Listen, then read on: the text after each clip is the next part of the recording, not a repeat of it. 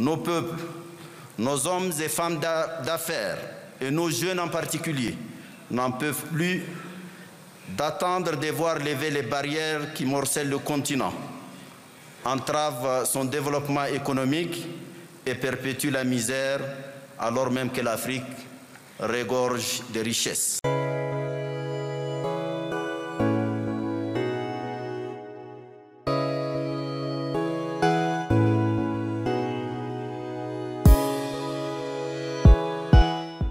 Il faut comprendre déjà dans quelle situation on est. Pourquoi est-ce qu'un dispositif type ZLECAf, ce n'est pas le plus parfait, mais pourquoi est-ce qu'il est indispensable? Parce que nous avons un demi-siècle aujourd'hui d'expérience qui est une expérience perdante pour les Africains.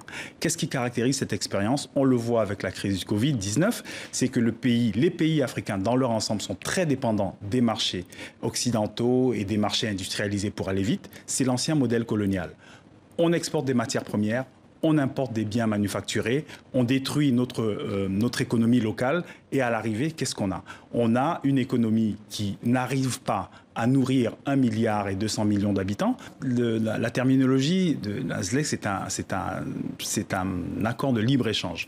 Mais il s'inscrit, à mon sens, dans une perspective beaucoup plus vaste, qui est la perspective de l'intégration économique africaine. Je crois qu'on ne peut pas comprendre la ZLECAf sans l'insérer dans cette dynamique qui est beaucoup plus globale, qui implique un travail sur les infrastructures, sur la production, sur l'interconnectivité du continent, qu'elle soit numérique ou physique. La première chose, c'est que si on change de paradigme, c'est-à-dire, ça veut dire concrètement quoi? Ça veut dire qu'il va y avoir plus d'opportunités pour les producteurs africains, plus d'opportunités pour les exportateurs africains. Mais des opportunités pour les producteurs africains, ça veut dire quoi? Ça veut dire fabriquer de nouveaux produits, ça veut dire monter en gamme, ça veut dire faire travailler des ingénieurs, ça veut dire faire travailler la recherche africaine, les savoirs africains, et à l'arrivée, avoir plus d'efficacité et réduire les prix donc, au profit du consommateur. Donc c'est vraiment un projet qui fait partie d'un ensemble beaucoup plus complexe. Et quand on voit les réactions aujourd'hui d'un certain nombre de pays, regardez l'Afrique du Sud, regardez le Nigeria, regardez le Kenya, ils sont littéralement en train de se préparer pour adhérer à ce modèle de ZLECAf.